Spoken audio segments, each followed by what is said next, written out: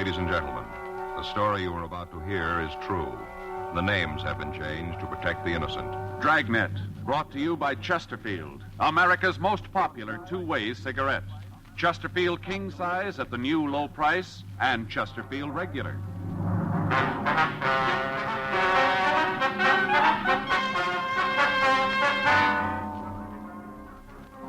You're a detective sergeant.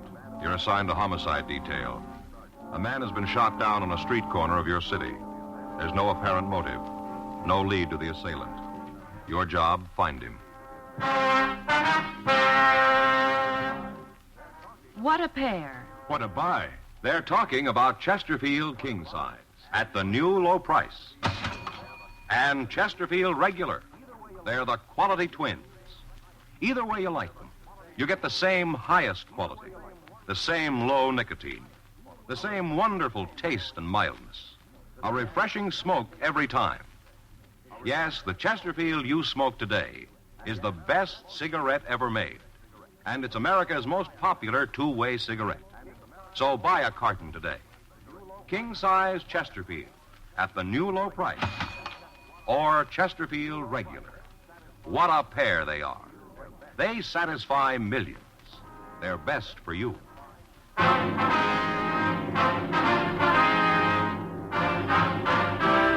Dragnet, the documented drama of an actual crime. For the next 30 minutes, in cooperation with the Los Angeles Police Department, you will travel step by step on the side of the law through an actual case transcribed from official police files. From beginning to end, from crime to punishment, Dragnet is the story of your police force in action. It was Tuesday, May 8th. It was cool in Los Angeles. We were working the night watch out of homicide detail. My partner's Frank Smith. The boss is Captain Lorman. My name's Friday. I was on my way over from the office, and it was 10:13 p.m. when I got to Georgia Street Receiving Hospital, the waiting room. Hi, Frank. Joe? How's he doing? I don't know. I'll talk to Dr. Sebastian. How's it look? Well, not too good. Slugs embedded in his lung caused a hemorrhage. He's getting a transfusion. What do you got on it? I just talked to the guys who came in with him for a minute. They didn't have a lot. No. Call came in from a man who owns a newsstand at the corner of Normandy and Willowbrook. See the witness? Yeah. Anything there? I don't know. We'll have to talk to him. What do you got on the victim? Wait a minute. I got it here. Name's Matthew Denton. Address given is 18970 Taft Street in Hollywood. Did you get in touch with anybody? No, tried the house, but nobody was there. Anything else? And went over the personal property. Usual stuff, cigarettes, lighter, comb. Found a diamond ring on the small finger left hand. Looks expensive. Gold wristwatch. $140 in cash. $1,300 in American Express checks. Doesn't spell robbery, does it? No. None of the stuff was disturbed. Well, maybe you can tell us something, huh? Yeah. Joe, Frank. Hi, Doc. How are you? How's it look? What time you got? 10:16. Make it 10:13 then. Close enough for the report. What? Time of death.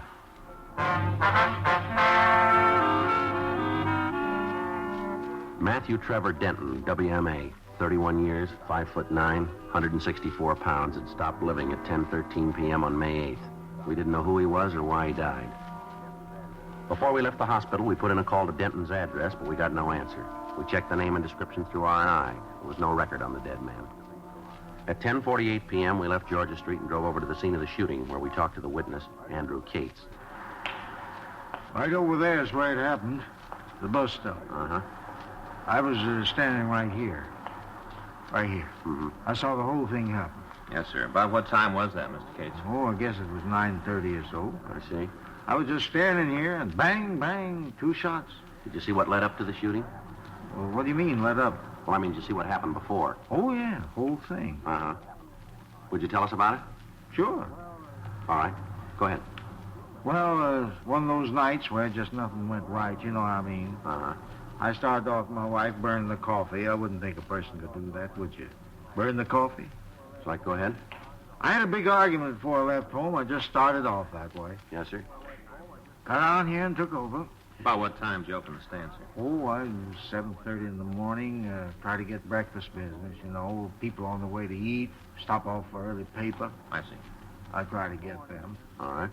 I open her up in the morning, and then there's a school kid takes over for me about 3 in the afternoon. He's here around 6:30 when I come back from supper. I see. That's when she burned the coffee, night supper. All right. You want to tell us about the shooting? Oh, sure. They're kind of hard, you know. This is the first time for me. How's that? Well, it's the first time I've ever been a witness. First. I see. What time did you first see the victim? Man who was shot? Yes, sir. Well, I told you. It was about 9:30. The car pulled up to the curb, and this fella got out. He kind of stood there for a minute, and he talked to the other fella in the car. He just stood there a minute and talked, kind of leaning in the window. Mm-hmm. Car pulled away, and the one who got out, Yeah. he walked over and sat down on the bench like he was waiting for the bus. Cates, you got a good look at the car he got out of? Well, I saw it, if that's what you mean. Would you describe it for us? It was a black Chevy. I'd say maybe a 52 or 53. Sedan or coupe? No, it was a sedan, four-door. Nothing special about it. Did you get a look at the man that was driving? No, the light's kind of bad over there. You can see for yourself. The one fellow leaned in the car, I couldn't get a good look. I didn't pay a lot of attention to it anyway. It didn't seem anything to get all concerned about. All right, sir. You want to go ahead? Well, the fella sat there for a minute, not doing nothing, just waiting. Then this other car pulled up, right up the curb. Mm-hmm. One guy got out of the car, got right out, and walked over to the fella sitting on the bench. I see. Oh, excuse me a minute, the customer. All right, sir. What do you think? I don't know. Old Bert always stops by same time. He gets one of each, same time every night. Good old Bert. Yes, sir. I wonder if you go ahead with your story. Oh, yeah. Well, this car pulled up and the fella got out. He walked over to the bench, started talking to the first man. They got in an argument. How do you know that? What? Well, how do you know they were arguing? Well, I could see standing over there, waving their arms around. I could even hear some of the yelling. It wasn't no trick at all to see that they were having some kind of trouble. Mm-hmm. Could you hear what the trouble was about? No, just a lot of yelling and waving. Could hear no outright word. You want to go ahead, please? Well, the next thing I knew was when the fella got out of the car, started swinging at the other one. That was the victim? Yeah, one who was shot. All right. Well, you just bet the guy tackled more than he could handle. The victim fella started to clean up on this other one. He just started to mop the street with it. I see.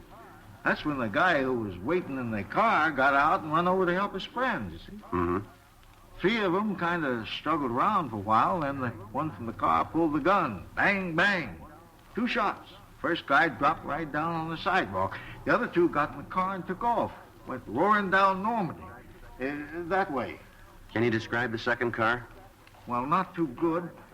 I just got a glance at it. I wasn't paying a lot of attention at first. The time I figured I should take a good look at it was gone. I see. Now, how about the men driving it? What do you want to know? Can you describe them? Not good. Well, if you tell us just what you can, Mr. Cates, it'd help. Sure. First one was a tall, lanky fellow. He didn't weigh much, sort of string bean. Mm-hmm. How tall would you say? Oh, I don't know, close to 6'3", maybe 6'2", round in there. He's a tall one. About how old? 23, 25. I couldn't tell that too good. I see. What about his coloring? Was he light or dark, do you remember? Light, he was blonde. How about his clothes? He had on a pair of jeans, one of them jackets, made out of the same kind of material, rivets like on them. Mm-hmm. Were real tight jeans. Both of them were wearing them. Anything else you can tell us about the tall man? No. Was he the driver of the car? Oh, yeah, he was the one who did the shooting, the tall fellow. Could you see the gun? Yeah, but not good. Do you remember whether it was a revolver or an automatic? Well, it looked like a revolver to me. All right, now what about the other man? He was shorter than the first one. No runt, but, shorter. Guess anybody would look small next to him. About how tall was he? Oh, he's about 5'9", 5'10". Give a couple, take a couple. All right. How was he built? Sort of light, maybe 140. Anything else about the 2 men? Did either of them wear glasses, do you remember? No, not so as I could see. Might have taken them off, before they got out of the car. Might have, but I didn't see them when the fight started. Did either of them use a name that you could hear? I told you before, I couldn't hear anything they said. There's just a lot of yelling when the fight started. All right. Wasn't anything special about the 2 fellas to make them stand out. One tall, the other short. No big reason to remember them. Afraid you got it wrong, mister. Huh? We got a reason.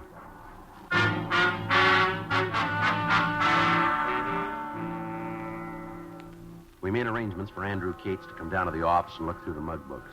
The rest of the neighborhood was checked again, but we were unable to find anyone else who'd witnessed the shooting. While we'd been talking to Cates, a team of detectives from Homicide Detail had gone out to the victim's house. They didn't find anyone at home, but when they spoke to the neighbors, they were told that Matthew Denton's wife was in a hospital. Frank and I checked with her doctor and found out that she was in the maternity ward. He recommended that we delay talking to the woman as long as possible since she was in a weakened condition. From the hospital records, we found that Denton was employed by an advertising agency. We checked with the nurses on duty and found that he'd left the hospital with another man. They gave us a description of him, but they were unable to identify him for us. We asked that they call the office in the event the man returned to the hospital. Frank and I went back to the office and checked out. The next morning, Wednesday, at 8:40 a.m., we were back in the squad room. Yes, sir. You looking for somebody? I'd like to see somebody about this story in the paper. Which one is that, sir? About the shooting last night, corner of Normandy and Willowbrook. All right. What is it you want to talk about? Are you the officers handling the case? Yes, sir.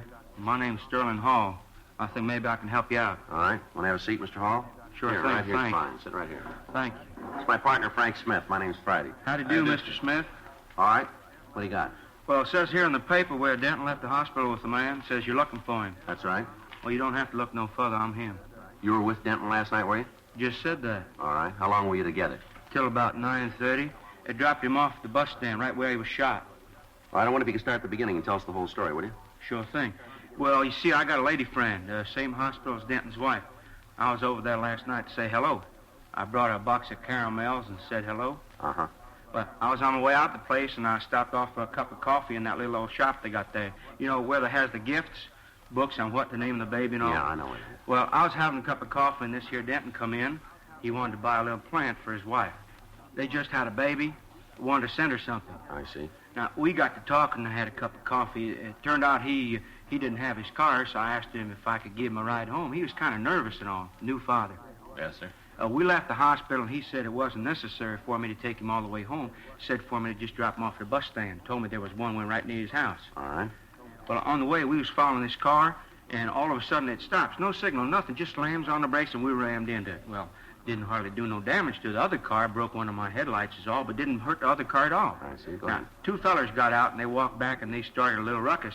Said we was speeding and driving reckless, all that kind of stuff, real loud. And this Denton, he'd tell them to shove off. Said their car wasn't hurt at all, and said not to make a big thing out of it. He told them it was their fault anyway. Were you still in the car? No, we got out to see what damage had occurred. I see.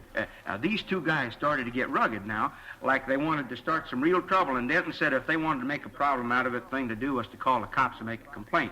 What'd they say to that? Nothing, just said to forget it, and then they got in the car and shoved off. Mm-hmm. Now, I didn't see him again, but I got to thinking about it this morning when I saw the story in the paper. You think it might have been one of them two who shot Denton? Well, we don't know, sir. Can you give us a description of the men? Sure thing. Now, one of them was real tall. The other one was about my height. It'd be about 5'8". 5'8" and 3/4. All right. Can you give us a description of the car? Yes, sir. It was a light blue Ford. One of them new ones, you know, with the plastic on top. Yes, sir.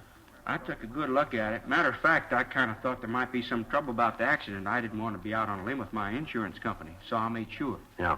I got the license number.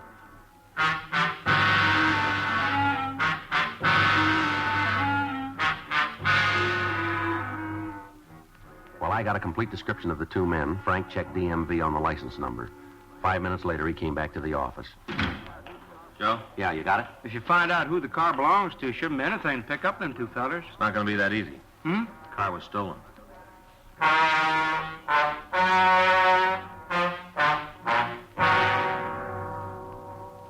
Before Frank and I left the office, we made arrangements for Sterling Hall to check the mug books in the hope that he might be able to identify the suspects. At 11:20 a.m., we drove over to talk to the registered owner of the stolen car. He told us that the vehicle had been taken from a parking lot the day before and that he'd made an immediate report on it to the police. Additional broadcasts were gotten out on the automobile and on the suspects. That afternoon, we drove over and talked to the victim's wife. She told us that the money and the express checks Denton had been carrying were for the payment of the hospital and the doctor bills. We questioned her about her husband's friends and associates. Although we had the story given us by Sterling Hall, it seemed unlikely that the man was killed as the result of an argument over a minor traffic accident. We spent the rest of the day interviewing people who knew the victim. From them, we learned that Denton was well-liked and was respected. He took an active interest in neighborhood clubs and events. The more we went into his background, the more convinced we became that he'd been killed by the men in the stolen Ford. 2 days passed. On Saturday, May 12th, the vehicle was found abandoned. A stakeout was placed on it, and when no one approached it, the crew from Leighton Prince went over the car. They found several partial fingerprints, but not enough for classification. The prints were photographed and held for evidence. Frank and I continued to work on the killing. A month went by without additional information turning up. On Tuesday, June 19th, we got a call from burglary detail. Yeah, No, nothing. Where'd he come from? Well, it might check out. No, we'll pick him up. Yeah. Okay, right, thanks. Mac over in burglary. Yeah? He says they just picked up a guy for receiving. Uh-huh. Tried to make a deal. Said if he got a break, he might be able to help us clean up something. Say what it was? Yeah, he did. The Denton killing.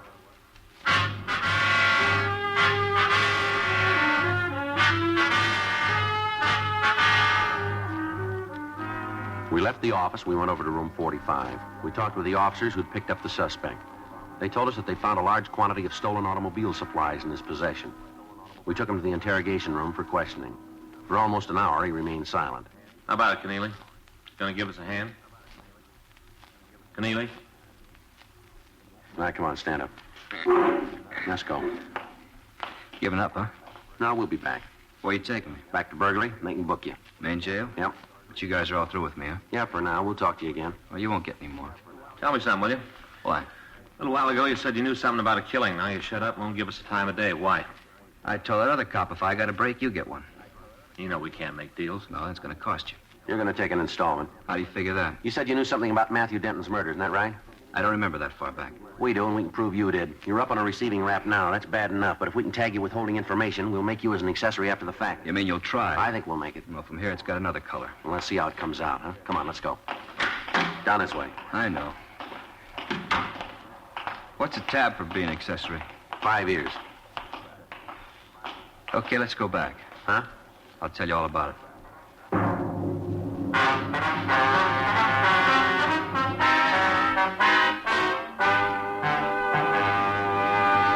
You are listening to Dragnet, the authentic story of your police force in action. In regular or king size, you can get 'em either way. The best smoke ever mate's the Chesterfield you buy today.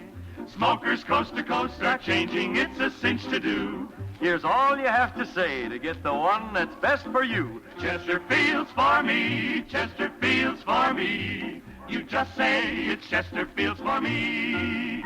Friends, for your vacation, take along plenty of Chesterfields. Buy them by the carton. Chesterfield king size at the new low price. Chesterfield regular. What a pair. They're the quality twins. The same highest quality. The same low nicotine. Either way you like them, they're best for you. Smoke Chesterfield. It's America's most popular two-way cigarette.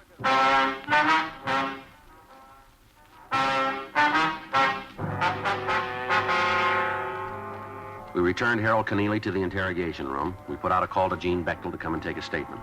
Keneally asked that we send out for some coffee for him. Frank went down the hall and brought back 3 cups. After he'd finished his, Keneally leaned back.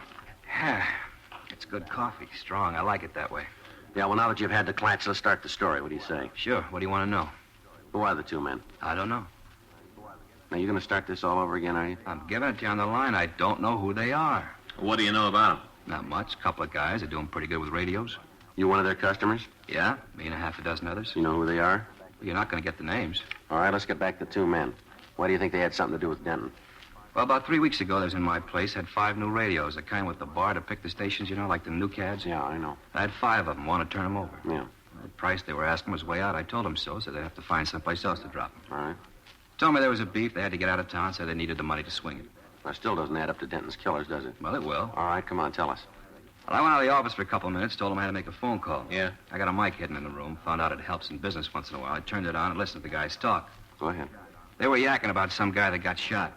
The big fellow was saying there was no other way to handle it, so that he didn't like it either, but there just wasn't any other way. Big thing then was to get some money and just beat town. Mm-hmm. I waited outside for a couple more minutes, but they didn't say anything, so I went back in. I told them I couldn't swing the radio deal. What'd they do then? Well, they said they had to dump him someplace. If I couldn't take him, they'd find somebody who would. Told them to go ahead. What do these guys look like? A couple of bums, one tall, the other short, wearing those jeans with the coats made out of the same cloth, you know. You had dealings with them before? Yeah, a couple of times. You know their names? No. All I know is the big one's called Dusty. I don't know the last part. How about the other one? Nothing there. Anything else about them? Well, they're both lushes. Yeah? The big one, this Dusty, always got a flask on his hip. You mean a bottle, huh? No, metal flask like they used in Prohibition. This one's all beat up, dented. It's all dirty. But I never seen Dusty without it. Both of them all the time nipping at it. All right. You know where these guys live? No, someplace downtown. They got a pad there. I don't know where it is, though. How do you know it's downtown, then? Well, I don't know for sure. It's just a guess. Did you ever hear either one of them say anything about a job? Not those two. They never done a day's work in their lives. The only thing they're good at is lifting radios. They wouldn't work steady if stealing was legal. That all they take, radios? All I've ever seen. Guess they got a gimmick. Figure they can make a living with them. Why change? Mm-hmm. I guess they do pretty good. I don't know. I paid them enough times. All right, anything else you can tell us? No. They work with anybody else, do you know? Not that I've ever heard. How about close friends? None. They say when they'd be back to your place? No, they don't have a regular route. When they pick up some things, they come in. If they got nothing to sell, I don't see them. When'd you see them last? The time I told you about. They still around? Well, I don't know. Rumble says they are. I haven't seen them myself. You know where we can reach them? No, you don't make an appointment with them. You know if these guys have ever been arrested? Oh, we never talked about it. Where they seem to feel about cops, though, you sure figure they feel. They from L.A., do you know?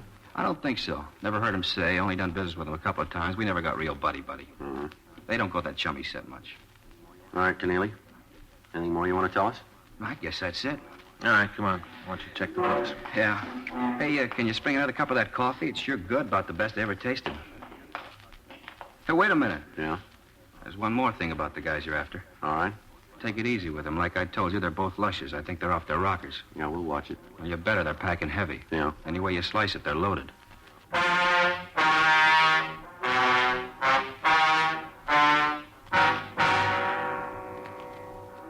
Harold Keneally went through the mug books, but he was unable to find a picture of the two suspects. The name Dusty was checked through the moniker file without result. Information was forwarded to George Brereton up at CII Sacramento, and a supplemental APB was gotten out. We spent the rest of the day with officers from burglary detail going over reports. We found that they'd been working on a string of car radio thefts for the past several weeks. When we compared notes with them, it seemed more than possible that their two suspects were the same men we wanted for the killing of Matthew Denton. However, they were no closer to the men than we were. From the reports, we were able to figure that the pair was still in Los Angeles. That evening, we met with Captain Lorman, Captain Bernard, and Chief Detective Thad Brown. We worked out a system of rolling stakeouts that would cover most of the territory where the thieves had been working. 3 additional teams of men from burglary were assigned to help us, and on Wednesday, June 20th, the operation was started. For 3 days, there was no action. Thefts from autos continued, but when they were checked out, the method of operation used eliminated any suspects that we were looking for. On Sunday, June 24th, we got a call that a man answering the descriptions of one of the thieves had been seen in the vicinity of Beverly Boulevard and Elmwood Avenue. Frank and I left our position in the stakeout, and we drove out to the area. Should be a couple of more blocks. Yeah, we just passed Ridgewood Place. You better take it easy. Next block, we can start cruising. Yeah. See anything? No. Want to take a left here? All right.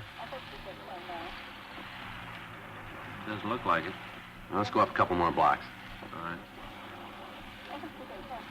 Sure be a break if we nail him tonight. Yeah. A little rough on the study time. How's it going? No, I don't know, Joe. Times I don't think I'm ever going to make sergeant. What are you doing now? You mean studying? Yeah. Legal procedure. Well, you should know that. Well, practical stuff, yeah. Putting it into legal language, it makes it rough on me. Yeah, I had the same trouble. I haven't been able to hit the books for the past week. Wait a minute. Yeah. No, nothing. Keep going. What'd you say? I said I hadn't hit the books. I missed a couple of lectures, too. Well, you're never going to make it that way. That's what Faye says. Wait a minute. Huh? Slow down. What do you got? Up there. See? Next block on the left. About 50 feet on the other side of the street line. I don't see anything. Looked to me like somebody trying to get into a car. I'm not sure. Well, let's check it. All right. Just up ahead there. Yeah. See anything? Well, looked like somebody on the other side. Better pull up. We'll take a look. Okay. All right, let's go. All right. I'll cover the other side. Take it easy. If it's the one we want, they're heavy. All right. All right, mister, let's hold it right there. What? Stand where you are. You talking to me? That's right. What are you causing me trouble for? I didn't do nothing. We didn't say you did. How about it, mister? This your car? Certainly it's my car. Who do you think it belonged to? You got the white slip? It's in the machine. It's right out in plain sight where it's supposed to be. You've been drinking, haven't you? Small wonder you officers don't do better at solving crimes. I had a couple, yeah. What's your name? I don't see that's any business of yours. All I'm trying to do is get into my car. I'm not causing any trouble. What's your name? It's Kyle, Peter Kyle. You got the keys to this As a car? matter of fact, I haven't. That's why I'm having so much trouble getting in. If I had the keys, I could just flip the door open and drive off. Frank, Yeah. Yeah, what are you doing? just want to see what you're carrying. Watch it, Joe. All right, mister, come on. Get up. What? I'm doing like you say I'm doing. Try it again, Frank. Yeah. Come on. Put your hands back. He's clean, Joe. All right. Turn around. I didn't mean to do it. I didn't mean to shoot. Yeah, sure. Honest, you gotta believe me. I didn't mean it. Come on down here under the light. All right, now stand still. Yeah, matches the description pretty good. Where's your partner? I didn't mean to do it. It was an accident. I just hit the guy. I just got in a fight with him. Dusty did the shooting. He did it. I didn't. I just got in a All fight. right, now calm down. Where is he? I knew you'd catch us. I knew it all the time. I kept telling Dusty we had to get out of town. We gotta go. I kept telling him all the time. I was telling him. Well, where is he? Home. Where's that? He's the one who did it. I just got in a fight. Dusty's the one who shot, not me. Where do you live, mister? Down on 4th. That's where old Dusty is. Old, safe Dusty. He said we didn't have to leave. He said you'd never catch us. All right, let's go. Old Dusty is always right. Always knows what he's doing all the time. Never makes a mistake. Not old Dusty. Yeah, well, he made one this time, didn't he?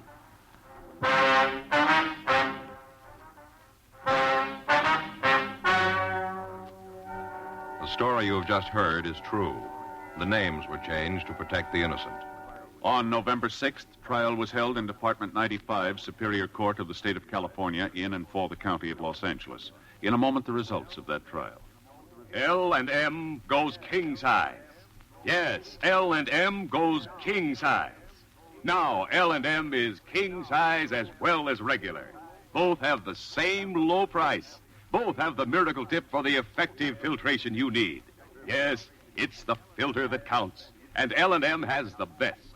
You get much more flavor, much less nicotine, a light and mild smoke.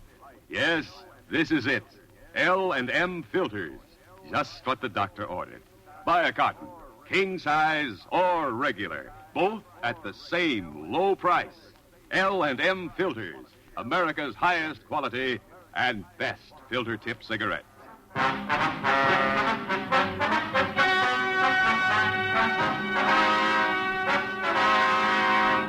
Peter Gregory Kyle and Jesse Haywood Poole were tried and convicted of murder in the second degree and petty theft, 18 counts. They received punishment as prescribed by law. Petty theft is punishable by imprisonment for a period of not more than 1 year in the county jail. Second-degree murder is punishable by imprisonment for a period of from 5 years to life. You have just heard Dragnet, a series of authentic cases from official files. Technical advice comes from the Office of Chief of Police W.H. Parker, Los Angeles Police Department. Technical advisors, Captain Jack Donahoe, Sergeant Marty Wynn, Sergeant Vance Frazier. Heard tonight were Ben Alexander, Vic Rodman, Jack Crucian. Script by John Robinson. Music by Walter Schumann. Hal Gibney speaking. Watch an entirely different Dragnet case history each week on your local NBC television station. Please check your newspapers for the day and time. Chesterfield has brought you Dragnet, transcribed from Los Angeles.